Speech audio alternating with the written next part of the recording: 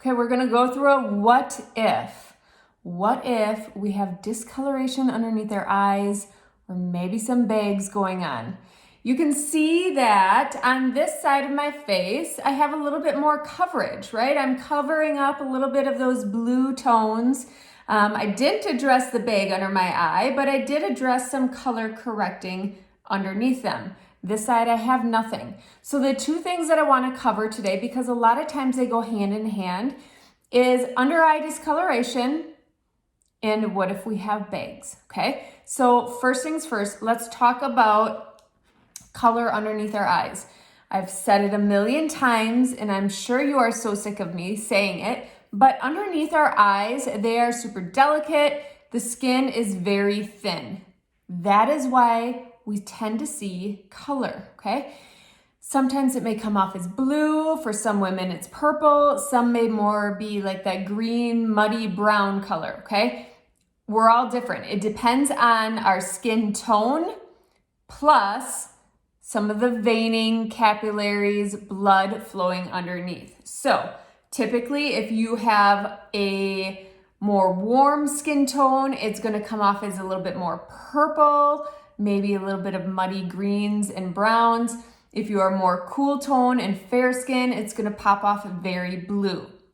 These are all things that I can help walk you through so you know what color will work best, okay? So not all color correctors are gonna work the same. Each color that we identify will use a different color corrector, but I just wanna show you how simple that is first. So for me, I have warm skin. So mine is pulling a little more purple, plus I got lots of freckles, okay? So I do have some browns coming in. I'm gonna use a blend brush today. I love this one because it is so gentle. And this smaller end here, for me personally, again, everyone's different, I'm gonna use a little bit of mango. Mango has that orange undertone to it, so it combats those purples for me, okay?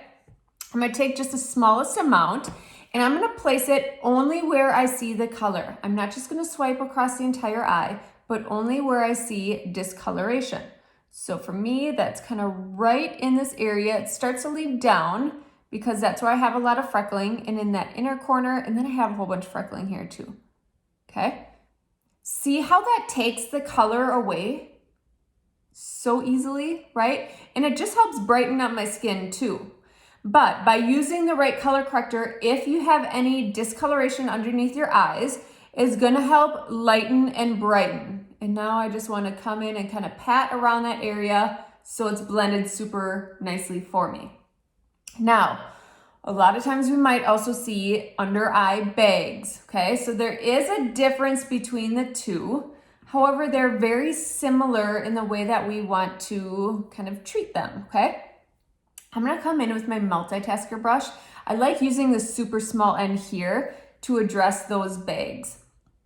Now, I have a small amount, especially when I smile, you can really see it. Some women, they might have it a little lower.